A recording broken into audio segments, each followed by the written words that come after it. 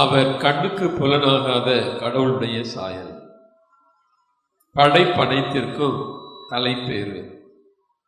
He is the image of the invisible God, the firstborn of all creation. கண்ணுக்கு புலப்படாத கடவுளின் சாயல் தான் ஆண்டவர் இயேசு கிறிஸ்து. The one who is the image of the invisible God is Jesus Christ. கடவுளை யாரும் என்றுமே கண்டதில்லை. No one has seen God ever.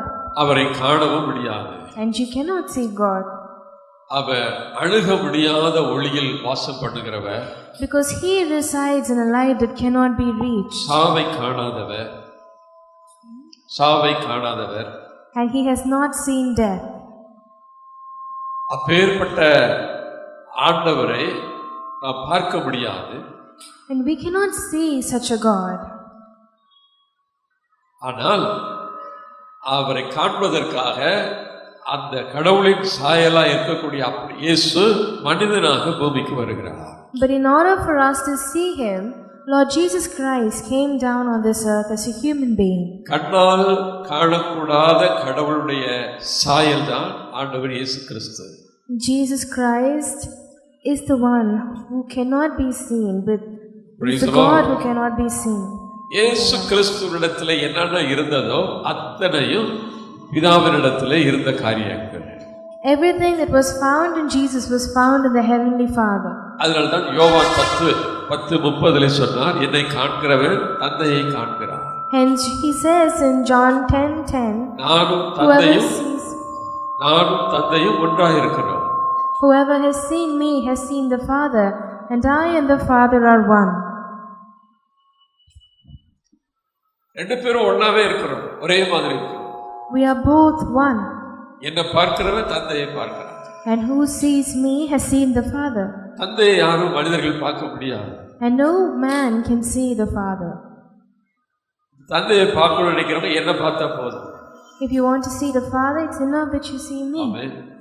Praise the Lord. Praise the Lord. Hallelujah. Hallelujah. Hallelujah. Hallelujah. எபிரேயர் 1வது அதிகாரத்திலே கூட பைபிளில் அப்படித்தான் சொல்லப்பட்டிருக்கிறது. The same is said in Hebrews chapter 1. 1வது அதிகாரம் 3வது. கடவுளுடைய மாட்சியின் சுடரொளியாகவும் அவருடைய இயல்பின் அச்சு பதிவாகவும் விளங்கும் இவர் தம் வல்லமை மிக்க சொல்லால் எல்லாவற்றையும் தாங்கி நடத்துகிறார். மக்களை பாவங்களிலிருந்து தூய்மைப்படுத்திய பின் விண்ணகத்தில் இவர் மாட்சிமிக்க கடவுளின் வலப்பக்கத்தில் விற்றிருக்கிறார். He is a reflection of God's glory and the exact imprint of God's very being, and he sustains all things by his powerful word. When he had made purification for sins, he sat down at the right hand of the Majesty on high. கடவுளுடைய மாட்சியின் சுடரொளியாகவும் அவருடைய இயல்பின் அச்சு பதிவாகவும் விளங்கும் இவர் என்று போடப்பட்டிருக்கிறது. It is said about Jesus that he is the reflection of God's glory and the exact imprint of God's very being. கடவுளுடைய இயல்பின் அச்சு பதிவாகத்தான் இயேசு இருக்கிறார். இயேசு கிறிஸ்து கடவுளுடைய பிதாவினுடைய இயல்பின் அச்சு பதிவாக அப்படியே இருக்கிறார். And Jesus Christ has the same characteristic that God has. பிதா எப்படி இருப்பாரு? Then how will the Father be? இயேசுவை போலவே இருப்பார். He will be just like Jesus Christ. நிறைய பேர் பரலோகத்துக்கு போன உடனே அவங்களுக்கு ஒரு பெரிய ஷாக் காத்துட்டு இருக்கும். A lot of people when they get into heaven are in for a great shock. பிதான உடனே எல்லாம் என்ன நினைக்கிறாங்க அப்படின்னா வயசான ஒரு தாத்தாவா இருப்பாருன்னு நினைக்கிறாங்க. Whenever they hear the word the Father, they imagine a big old man with வெள்ளையா தாடி அவ்வளவு நீளமா வச்சுட்டு வெள்ளையா முடி வச்சுட்டு வயசானவர் ஆயிரக்கணக்கான வருஷங்கள் கொண்ட இருந்த ஒரு தாத்தா மாதிரி இருப்பாருன்னு நினைக்கிறாங்க. With a long beard and gray hairs. அப்படி இல்லை. But he is not so. அவர் இயேசுவை போலவே தான் இருப்பார். He is just like Jesus. மிக இளமையாக இருப்பார். He is very young. Amen. Amen. Praise the Lord. Praise the Lord. Hallelujah. Hallelujah. ஆண்டவர் இயேசு கிறிஸ்துவினுடைய வருகையை குறித்து வானதூதர்கள் சொன்ன வார்த்தை என்னன்னா, எல்லா மனிதருக்கும் மகிழ்ச்சி தரக்கூடிய நற்செய்தியை உங்களுக்கு அறிவிக்கிறேன். The angel said this about the birth of Jesus Christ, that he is going to announce this gospel that will bring joy to all men.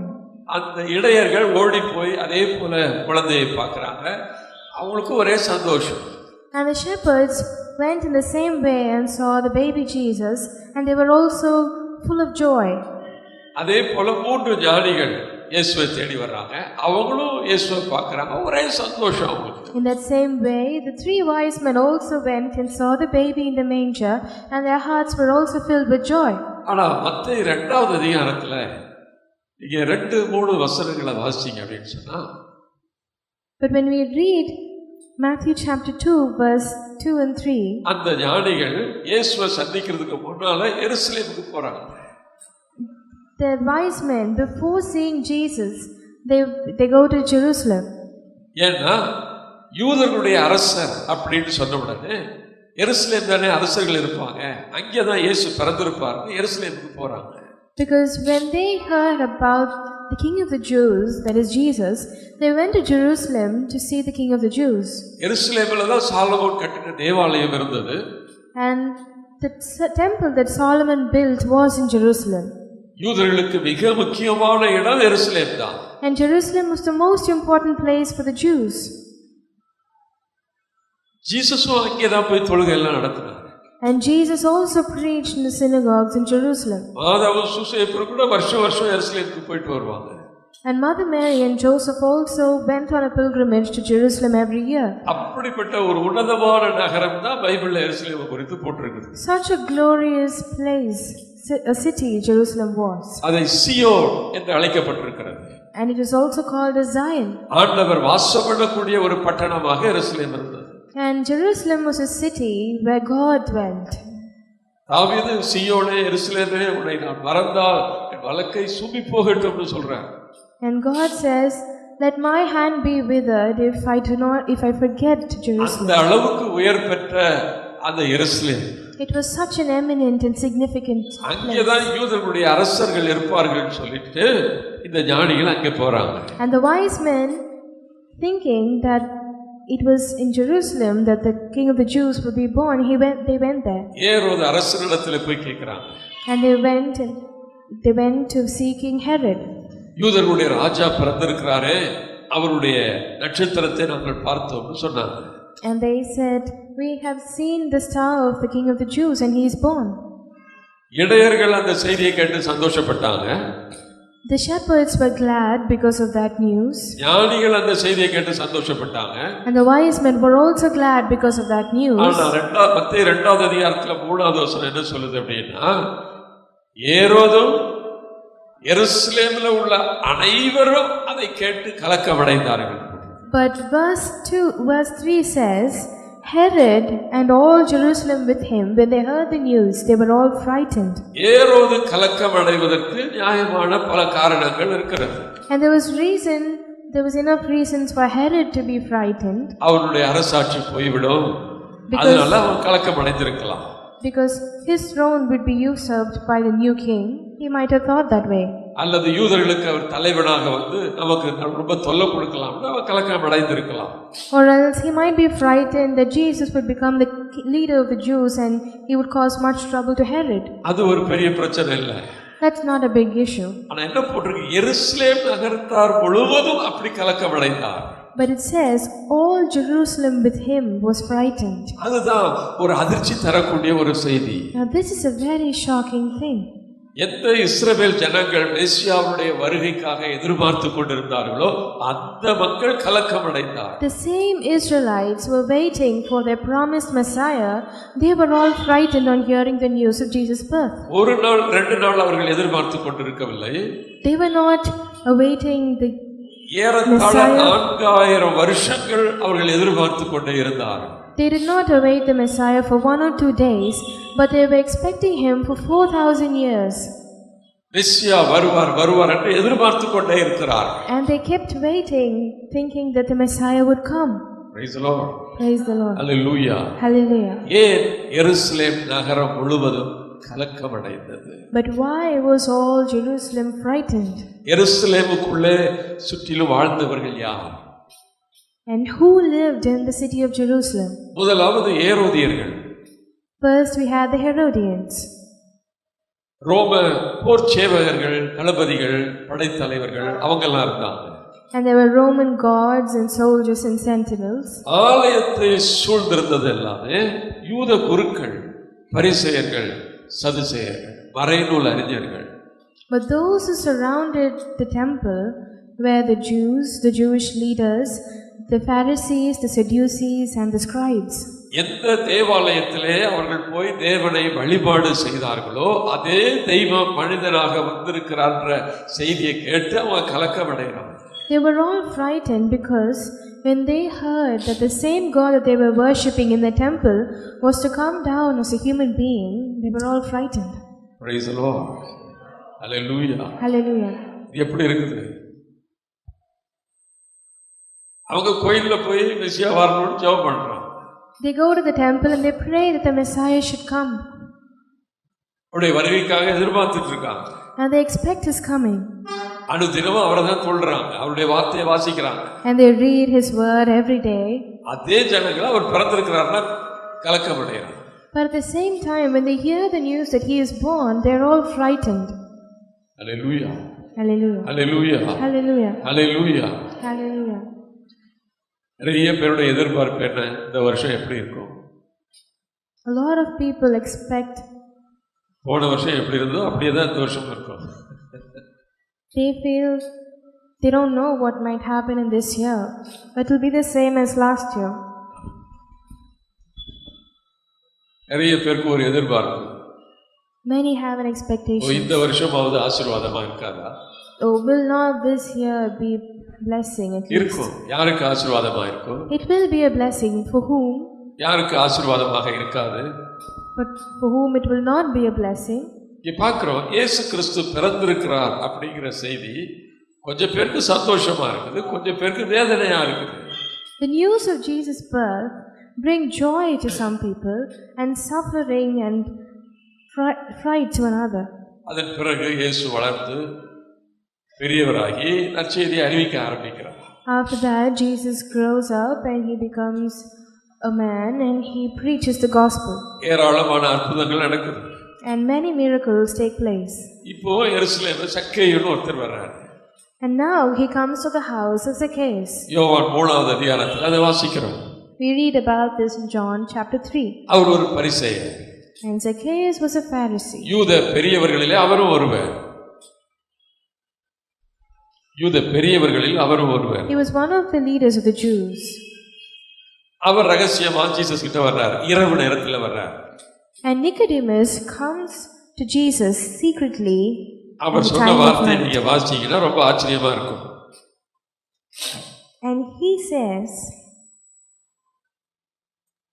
Mark 3வது அதிகாரம் 2வது வசனம். யோவான் 3வது அதிகாரம் 2வது வசனம். John chapter 3 verse 2. அவர் சொல்றாரு, அவர் ஒரு இரவில் இயேசுவிடம் வந்து, ராபி, நீர் கடவுளிடமிருந்து வந்த போதகர் என்பதை நாங்கள் அறிவோம். கடவுள் தம்மோடு இருந்தாலன்றி எவரும் நீர் செய்யும் இவ்வாறு அடையாளங்களை செய்ய இயலாது. And he says, he came to Jesus by night and said to him, Rabbi, we know that you are a teacher who has come from God, for no one can do these things, do these signs that you do, apart from the presence of God. நான் அறிவேன்னு சொல்லல. And he does not say that I know that you come from God. நாங்கள் அறிவோம். He says, we know that you come from God. பரிசேயர் கூட்டம் எல்லாருக்குமே ஒரு காரியம் தெரியும், இயேசு கடவுளிடமிருந்து வந்தவர்னு தெரியும். The whole group of the Pharisees know this one thing, that Jesus came down from God. Hallelujah. Hallelujah. Hallelujah. Hallelujah. நீர் கடவுளிடமிருந்து வந்தவர் என்பதை நாங்கள் அறிவோம். We know that you come from God. நாங்கள்னா யாரை குறிக்குது? Who does this we know? அவர் ஒரு பரிசேயர். Nicodemus was a Pharisee. யூத பெரியவர்களில் அவரும் ஒருவர். And he was one of the leaders of the Jews. அப்ப நாங்கள்னா யாரு? And what does we mean? பரிசேயர்கள் எங்களுக்கு தெரியும். All the Pharisees know. யூத தலைவர்களாகி எங்களுக்கு தெரியும்.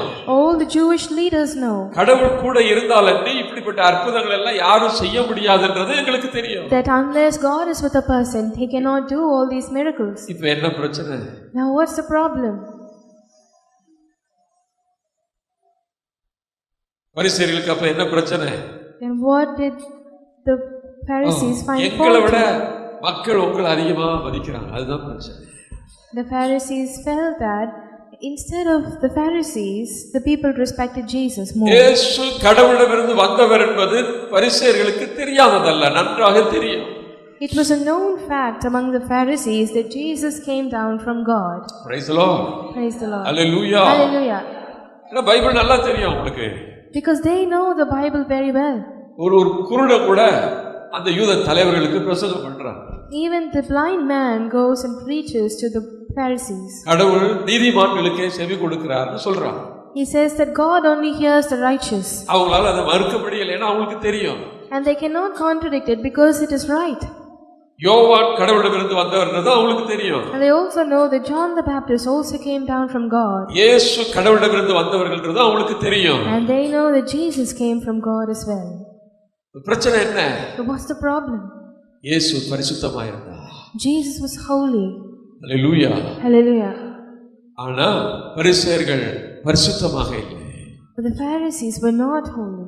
அவரை ஏற்றுக்கொள்ளக்கூடிய அளவிற்கு பரிசுத்தமாக அவர்கள் இல்லை. And they were not holy enough to accept Jesus. Hallelujah. Hallelujah.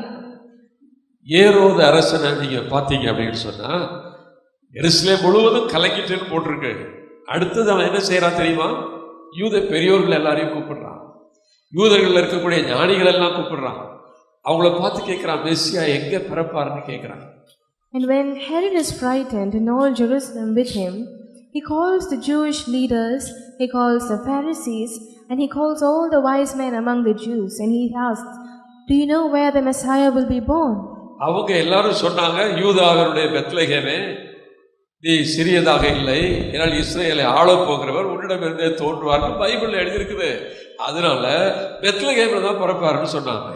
And they said that the Christ, the Messiah, will be born in Bethlehem. ஏரோது அரசன் வேத வசனத்தை நம்புகிறான். Herod also believed the word of God. இயேசு பெத்லகேமில் பிறப்பார்னு சொன்னதை நம்புகிறான். And he believed that Jesus would be born in Bethlehem. பைபிள்ல சொல்லி இருக்கிற காரியங்களை ஆராய்ந்து கேட்கிறான். அவன் பெரியவங்க கிட்ட கேட்கிறான், ஜீசஸ் எங்க பிறப்பாரு சொல்லுங்க, என்ன போட்டிருக்கு பைபிள்ல சொல்லுங்க கேட்கிறான். He inquires among the Jewish leaders about the Bible. கிறிஸ்துவில் பிரியமான சகோதர சகோதரியே, My dear brothers and sisters in Christ, நீங்கள் ஒருவேளை பைபிளை நம்பக்கூடியவர்களாக இருக்கலாம். you may be those who believe the Bible. இயேசு கிறிஸ்து மெய்யான தெய்வம் என்று நம்புகிறவர்களாக இருக்கலாம். And you may believe that Jesus Christ is the true God. ஆனால் அவர்கள் என்ன செய்யவில்லை? நம்பி மனம் மாறவில்லை. But what did they not do? They did not repent. தங்களுடைய பாவ செயல்களை விட்டுவிடவில்லை. They did not leave their sin. அவர்கள் மனம் திரும்ப வேண்டும் என்று விரும்பவில்லை. And they did not desire to be repentant. இந்த இடையர்களுக்கும் ஞானிகளுக்கும் ஏன் சந்தோஷம்? But why did the shepherds and the wise men rejoice? அவர்கள் மனம் திரும்பினவர்களாக இருந்தார்கள். Because they were people who repented. அவர்கள் பாவத்தோடு வாழ விரும்பாதவர்களாக இருந்தார்கள். Because they did not want to live in sin. அதனால இயேசு கிறிஸ்துவுடைய பிறப்பு அவர்களுக்கு மகிழ்ச்சியை கொடுத்தது. And hence the birth of Jesus Christ gave them great joy. அதே எருசலேமிலே அனனியா இருந்தார், அன்னாள் இருந்தாங்க. In that same place there were Ananias and Hannah. அவங்கெல்லாம் குழந்தை இயேசுவை வந்து பார்த்துட்டு பெரிய சந்தோஷம் அடைந்தாங்க. And they all were greatly joyful on seeing Jesus. Simeon சொன்னார், ஆண்டவரே என்னை இப்பொழுது அமைதியாக போக விடுவேன், மீட்பை என் கண்கள் கண்டதுன்னு சொன்னார். Simeon says, now I will go in peace because my eyes have seen the Redeemer. அந்த குழந்தை இயேசுவை பார்த்தது பெரிய சந்தோஷம் அப்படின்னு சந்தோஷப்பட்டார். And they were all very happy on seeing the baby Jesus. அன்னாள் ஓடி வந்து அந்த குழந்தையை தூக்கிட்டு அவ ஒரு பக்கம் இறைவா குறைக்கிறாங்க. And Hannah also carries the baby and she prophesies. அவங்களுக்கு ஒரே மகிழ்ச்சி. And she is also filled with joy. ஆனா ஏரோதுக்கு பரிசேயர்களும் இதே பைபிள்ல சொல்லி இருக்கிறத நம்புறாங்க. But Herod and the Pharisees believed that what was written about Jesus Christ is true. ஏரோது பெத்லகேமிலே மெசியா பிறந்திருக்கிறார்ன்றதை நம்புகிறார். And Herod also believes that Jesus would be born in Bethlehem. பஞ்சகமாக அவரை வணங்க போகிறேன் வேற சொல்றார். அவரை வணங்குறதுக்கு தான் நானும் விரும்புறேன்னு சொன்னான். And he deceitfully says that I also want to worship him. ஆனா அவருடைய உள்ளமோ கொலை வெறியினால இருந்தது. But his heart was full of murder and hatred. அவன் அதை நம்பினதுனால தான் அதை கேட்டறிந்து 2 வயதுக்கு உட்பட்ட எல்லாரையும் கொண்டு போடுறான். And because he believed that Jesus would be the king of the Jews and has been born, he put to death all children under 2 years old. ஒருவேளை அந்த வசனத்தை அவன் நம்பாம இருந்திருந்தானா அவன் கொலை செஞ்சிருக்க மாட்டான். If he had not believed that verse, he would not have killed all the infants. ஒரு மனிதன் வேத வசனத்தை நம்புகிறேன்னு சொல்லிட்டு பாவம் பண்ணுகிறான். இன்னொருத்தன் வேத வசனத்தை நம்புகிறேன்னு சொல்லி பரிசுத்தத்திற்குள்ள மெய்யான மகிழ்ச்சிக்குள்ள போகிறார்கள். ஆமென். Praise the Lord. Hallelujah. One person, on believing the word of God, sins, and the other repents and is taken up into good righteousness. இயேசு பிறந்த செய்தியே கொஞ்சம் பேருக்கு சந்தோஷத்தை கொடுத்தது அப்படினா இன்னும் கொஞ்சம் பேருக்கு வேதனையை கொடுத்தது. And the news of Jesus' birth gave joy to some people, and it also gave great suffering to the other. ஹalleluya. யாருக்கெல்லாம் இந்த செய்தி மகிழ்ச்சியை கொடுத்ததோ அவருடைய வாழ்க்கையில எல்லாம் ஆசீர்வாதங்கள் வந்தது. And in whose life this news gave great joy, their lives were blessed abundantly. அருளும் கிருபையும் இயேசுவின் மூலமாக வெளிப்பட்டதுன்னு பார்க்கிறோம். And we see that grace and mercy was expressed in Jesus Christ. யாருக்கெல்லாம் மகிழ்ச்சி இல்லையோ அவர்கள் கொலை வெறியிலே திரிந்தார்கள். And those who were not filled with joy, they sought to kill. ஏரோதால இயேசுவை கொல்ல முடியவில்லை. Herod cannot kill Jesus. ஆனால் பரிசேயர்களும் யூத குருக்களும் இயேசுவை பிடித்து ஏரோதுடைய கையிலே ஒப்படைத்தார். But as Herod was not able to kill him, the Pharisees and the Jewish leaders caught Jesus and they surrendered Jesus into the hands of Herod. அந்த நாட்களிலே இருந்ததிலே அவர்கள் தான் பக்திமான்கள். In those days they were the pious men. அந்த பக்திமான்கள் தான் இயேசுவை பிடித்து சிலுவையிலே அறையும்படி ஒப்புக்கொடுத்தார். And these pious men gave up Jesus to be killed on the cross. Praise the Lord. Hallelujah. Hallelujah. Hallelujah. Hallelujah. Hallelujah. நல்ல கையில உயர்த்தி சொல்லமா சத்தமா சொல்லமா. Hallelujah. Hallelujah. Hallelujah. இயேசுவுக்கே புகழ். இயேசுவுக்கே நன்றி.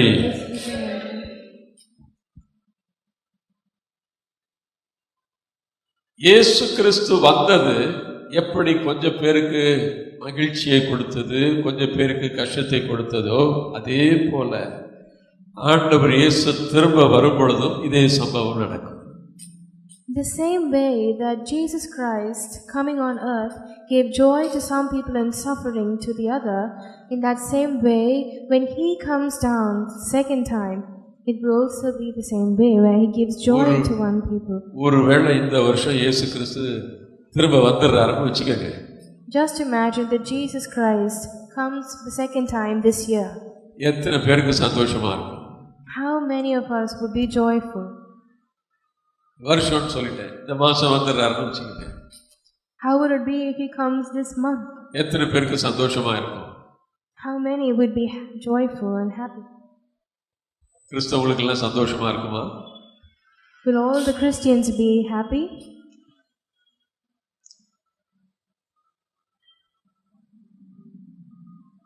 யோசிச்சு பாருங்க, எத்தனை பேர் சந்தோஷமா இருக்கும் எனக்கு சொல்றோம், கை தூக்கி காட்டுங்க.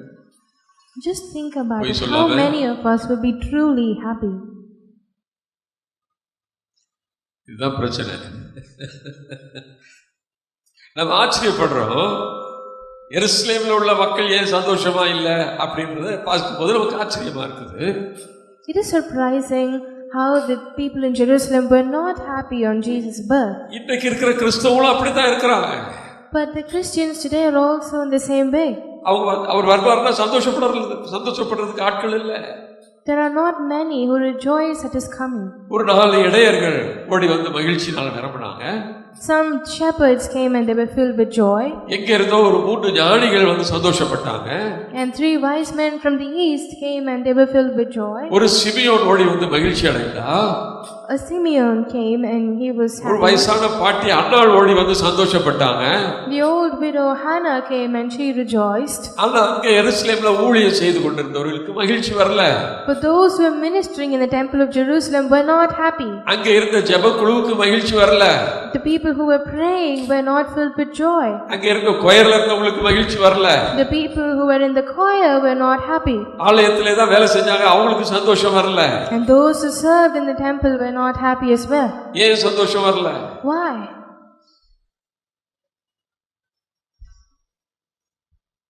மனந்திருந்தவில்லை. Because repentance is இயேசு important. கிறிஸ்துவுடைய வருகை யாருக்கு மகிழ்ச்சியாக இருக்கும்? To whom will the birth of Jesus or the coming of Jesus will be happy? மனம் மாறினவர்களுக்கு மகிழ்ச்சியாக இருக்கும். only for those who have repented. Praise the Lord. Praise the Lord. Hallelujah. Hallelujah. Hallelujah. Hallelujah. ஆண்டவர் இயேசு கிறிஸ்துவினுடைய வருகை உங்களுக்கு உண்மையாகவே மகிழ்ச்சியை கொடுக்குமானால் இந்த ஆண்டு உங்களுக்கு ஆசீர்வாதமான ஆண்டு. If the coming of Jesus Christ would give you great joy, then this year would be a blessing. அவர் வருவார் என்றால் யாருடைய உள்ளம் சந்தோஷத்தினாலே நிரம்புமோ அவர்களுக்கெல்லாம் இந்த வருஷம் ஆசீர்வாதமான வருஷம். To whoever's hearts will be filled with joy on hearing his coming, for them this year will be a year of blessing. இஸ்ரவேல் ஜனங்கள் ஏறத்தாழ 4000 ஆண்டுகள் இயேசுவுடைய வருகைக்காக எதிர்பார்த்தது போல திருச்சபை 2000 ஆண்டுகளாக இயேசு கிறிஸ்து திரும்ப வருவார் என்று எதிர்பார்த்து கொண்டிருக்கிறது. As the Israelites were waiting for the coming of the Messiah for around 3,000 years, Christians have also been waiting for the second coming of Jesus for more than 2,000 years now. அதனால திருப்பலியில குருவானவர் அப்படி சொல்றார், அவர் மீண்டும் வருவார் என எதிர்பார்த்திருக்கும் நாங்கள் உயிருள்ள பலியை நன்றியறிதலுடன் நமக்கு ஒப்புக் கொடுக்கிறோம். Hence the priest also says in the Holy Mass that we who expect his second coming offer up this living sacrifice to him. அவர் மறுபடியும் வருவார் என எதிர்பார்த்து கொண்டிருக்கும் நாங்கள், அதுதான் திருச்சபை. The church expects the coming of Jesus Christ. இஸ்ரவேல் ஜனங்கள் மெசியா வருவார் என்று எதிர்பார்த்தார்கள், ஆனால் அவர் வந்த பொழுது கலக்கமடைந்தார்கள். The Israelites expected Jesus Christ, but when he came they were all troubled. கிறிஸ்தவர்கள் ஒவ்வொரு திருப்பலியில இதை தான் சொல்றாங்க, அவர் மீண்டும் வருவார் என்று எதிர்பார்த்திருக்கும் நாங்கள். Christians also say this in each mass. விசுவாச பிரமாணத்தில் அதை தான் சொல்றோம், அவர் மரித்தோரையும் ஜீவிப்போரையும் நடத்திக்க வருவார். They also say this in the Apostles' Creed. அவர் நடத்திக்க வருவார். That God will come again. அப்படிதான் விசுவாசிக்கிறோம், அப்படிதான் சொல்றோம், அப்படிதான் எதிர்பார்க்கிறோங்கிறோம். On the judgment day that they believe in it. ஆனாலும் அவர் வருவார்னு சொன்னா நிறைய பேருடைய சந்தோஷம் காணாம போயிடுது. But when we say that he comes, a lot of people's joy disappears. இஸ்ரவேல் ஜனங்கள் கலக்கம் அடைந்தது போல மக்கள் கலக்கம் அடைகிறார். In the same way as the Israelites were troubled, everybody is troubled. கிறிஸ்துவை அறியாதவர்கள் இப்படி கலக்கம் அடைந்தார்கள் என்றால் அதிலே நியாயம் உண்டு. If the people who do not know Jesus Christ are troubled, then there is a reason in that. ஏரோது அரசன் கலங்கினான் என்றால் அதிலே சில நியாயங்கள் உண்டு. If Herod was troubled, then there is legitimate reasons in that. அவன் யூதன் அல்ல. He was not a Jew. அதனால திருச்சட்டத்தின்படி அவன் நடக்கவும் இல்லை. And he did not walk according to the law of God. அதனால அவனுக்கு ஒரு கலக்கம் வந்ததிலே நியாயம் இருக்கிறது. Hence him being troubled is reasonable. கிறிஸ்துவை அறியாத கிறிஸ்தவர்கள் அல்லாத மக்கள் இயேசு கிறிஸ்துவுடைய வருகை அவர்களுக்கு ஒரு அதிர்ச்சியாக இருக்கிறது, கலக்கமாக இருக்கிறது என்றால் இதை குறித்து நாம் யோசிக்க வேண்டியதில்லை. அவர்கள் அறியாமல் அப்படி இருக்கிறார்கள், அதனாலே அவருடைய உள்ளத்திலே ஒரு கலக்கம் வருகிறது. If those who do not know Christ are troubled at his coming, then we need not think about it because they don't know Christ and they don't walk according to his ways. ஆனால் எருசலேம் மக்களுக்குள்ளே இவ்வளவு ஒரு கலக்கம் உண்டாகிறது என்றால் அது ஒரு பெரிய கேள்விக்குறியாக இருக்கிறது. But it's a thing of wonder that the Israelites, the people in Jerusalem, were also troubled on hearing Jesus' birth. 4000 வருடங்கள் எதிர்பார்த்து கொண்டிருந்தார்கள். They were expecting the Messiah for 4,000 years. மெசியா வருவார் என்று எதிர்பார்த்தார்கள். And they expected the coming of the Messiah. அவருடைய வருகை அவர்களுக்கு மகிழ்ச்சியாக இல்லை. But his coming was not happy to them. Praise the Lord. Praise the Lord. Hallelujah. Hallelujah. இன்றைக்கு ஆண்டவர் இயேசு கிறிஸ்துவுடைய வருகை நிறைய பேருக்கு சந்தோஷத்தை கொடுக்கவில்லை. Even today, the second coming of Jesus Christ does not bring joy and happiness in the hearts of many. 100 பேர் கிறிஸ்தவங்களா இருந்தா அதுல எத்தனை பேர் சந்தோஷமா இருப்பாங்க யோசிச்சு பாருங்க. If there were 100 Christians, how many of them would be happy? உங்க பங்குல எத்தனை பேர் சந்தோஷமா இருப்பாங்கன்னு பாருங்க. How many people would be happy in your own parish? உங்க பங்கு குருவானவர் அங்க இருக்கக்கூடிய சிஸ்டர்ஸ் அது சந்தோஷமா இருப்பாங்களா யோசிச்சு பாருங்க. Will your parish priest and the nuns in your parishes would be happy? மனம் திரும்பாமல், not repenting. பாவத்திலிருந்து மனம் திரும்பாமல், they don't repent from sin. தீய வாழ்க்கையிலிருந்து மனம் திரும்பாமல், those who don't repent from sin, பழைய பாவங்களிலிருந்து விடுதலை பெறாமல், and those who are not delivered from their past evil ways, இந்த மகிழ்ச்சியை கொண்டிருக்க முடியாது. they cannot have this joy in their hearts. யாருக்கு சந்தோஷம் வரும்? For whom will joy be there? பழைய பாவங்களிலிருந்து ஒருவன் மனம் திரும்பி இருப்பானானால், for those who would repent from their past sin. இயேசு கிறிஸ்து மெய்யாகவே வரப்போகிறார் என்று எதிர்பார்த்து தன்னுடைய வாழ்க்கையை சீர்படுத்திக் கொண்டிருப்பானால் அவன் மகிழ்ச்சியோடு அவரை எதிர்கொள்வான். And those who corrects his ways, expecting that Jesus Christ would come again, he would meet Jesus in happiness. Praise the Lord. Hallelujah. Hallelujah. நீங்கள் விரும்பினாலும் விரும்பாவிட்டாலும் நீங்கள் நம்பினாலும் நம்பாவிட்டாலும் இயேசு நிச்சயமாக திரும்பவும் வருவார். If you desire it or not, or if you believe it or not, Jesus Christ will definitely come again. அவர் வருகை யாரும் தடுக்க முடியாது. Nobody can stop his coming. அவர் மரித்தோரையும் வாழ்வோரையும் நடத்தியிருப்பதற்காக வருவார். நிச்சயமாக வருவார். And he will come again to judge the living and the dead. வேதம் சொல்கிறது அவர் சீக்கிரமாய் வரப்போகிறார். The Bible says he is coming soon. அந்த நாளை நாம் அறியாமல் இருக்கலாம், அந்த நேரத்தை புரியாமல் இருக்கலாம். வரவிருப்பவர் வந்து விடுவார். We may not know the day or the time, but he is coming. அவர் தாமதம் பண்ண மாட்டார் என்று வேதத்திலே வாசிக்கிறோம். And we read in the Bible that he does not delay. அந்த செய்தி யாருக்கெல்லாம் மகிழ்ச்சியை கொடுக்கிறதோ, And for those who hearts are filled on hearing this news, அவர்களுக்கு இந்த ஆண்டு ஆசீர்வாதமான ஆண்டு. for them this year would be a year of blessing. Praise the Lord. Praise the Lord. Hallelujah. Hallelujah. Hallelujah. Hallelujah. Hallelujah. Hallelujah. இயேசு கிறிஸ்து குழந்தையாக வந்த பொழுது When Jesus Christ came down as a baby, 3 ஞானிகளுக்கு வெளிப்படுத்தப்பட்டது. it was revealed to the 3 wise men. சில இடையர்களுக்கு வெளிப்படுத்தப்பட்டது. It was revealed to some shepherds. அன்னாளுக்கு வெளிப்படுத்தப்பட்டது. It was revealed to Hannah. தீர்க்கதரிசி சிமியோனுக்கு வெளிப்படுத்தப்பட்டது. And to the prophet Simeon. இயேசு கிறிஸ்து திரும்பவும் வரும்பொழுது, But when Jesus Christ comes again, உலகம் முழுவதும் அவரை ஏகமாய் காண்பார்கள் என்று பார்க்கிறோம். the whole world will behold him. மின்னல் கிழக்கில் தோன்றி மேற்கில் மறைவது போல அவருடைய வருகை இருக்கும். And his மின்னல் கிழக்கில் தோன்றி மேற்கில் மறைவது போல அவருடைய வருகை இருக்கும். And his coming would be as lightning from east to west. யாரும் அவர் வருகிறார் என்று சொல்ல வேண்டிய அவசியம் இல்லை. And no one needs to tell that he is coming. எக்காளம் முழங்கும். The trumpets will blow. தலைமை வாடும் தூதருடைய குரல் ஒலிக்கும். And the sounds of the angels will be heard. ஆண்டவர் இயேசு இந்த பூமியில இறங்கி வருவார். And Jesus Christ will come down on this earth. அவருடைய தூதர்கள் வந்து மக்களை பிரித்தெடுப்பார்கள். And his angels will come down and separate the people. கிறிஸ்துவில் பிரியமான சகோதரனே சகோதரியே, My dear sisters and brothers, ஒருவேளை அவர் இன்றைக்கு வருவாரானால், if he comes tonight, அவரை சந்திக்கும்படி உங்களுடைய வாழ்க்கையை மாற்றிக்கொள். change your life so that you are able to meet him. அவருடைய வருகையை நீ தள்ளி போட முடியாது. We cannot postpone his ஒரு coming. வாரம் கழிச்சு வாங்கன்னு அவர்கிட்ட போய் சொல்ல முடியாது. We cannot say come after a week. உங்க வீட்டில் யாராவது வேலை செய்ய வராங்கன்னா இப்ப வேண்டாம், வேலையா இருக்குது, ஒரு வாரம் கழிச்சு வாங்கன்னு சொல்லலாம்.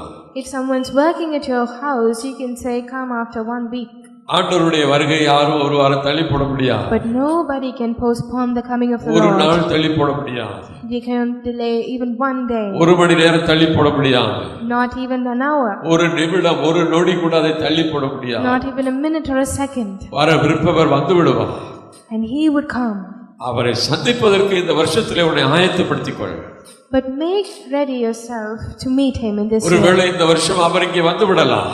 He might come on this year. இந்த மாசத்துல அவர் வந்து விடலாம். He might come this month. உன்னை ஆயத்தப்படுத்திக் கொள். Make yourself ready. அவரை சந்திப்பதற்கு உன்னை தயாரித்துக் கொள். Prepare yourself to meet your Creator. அப்படி என்றால் இந்த ஆண்டு உனக்கு மகிழ்ச்சியான ஆண்டு. If you do that, then this year would be a year of joy. Praise the Lord. Praise the Lord. Hallelujah. Hallelujah. அவருக்காக ஆயத்தப்படுகிறவர்களை அவர் ஒருபோதும் புறம்பே தள்ளுவதில்லை. He does not forsake those who prepare his coming. ஒருபோதும் அவர் கைவிடுவதில்லை. He does not forsake them. அவர் இன்றைக்கு உயிரோடு இருக்கிறார். And he is alive today. அப்படி எழுந்திருந்து ஒப்பு கொடுக்கலாமா? Shall we all stand? ஒருவேளை உங்கள் உள்ளம் அந்த செய்தியை கேட்டு கலக்கமடையுமானால், If your hearts be troubled on hearing this news, இன்றைக்கு உங்களை ஆயத்தப்படுத்துங்கள். make yourself ready and prepare உண்மையாகவே yourself. மனம் திரும்புங்கள்.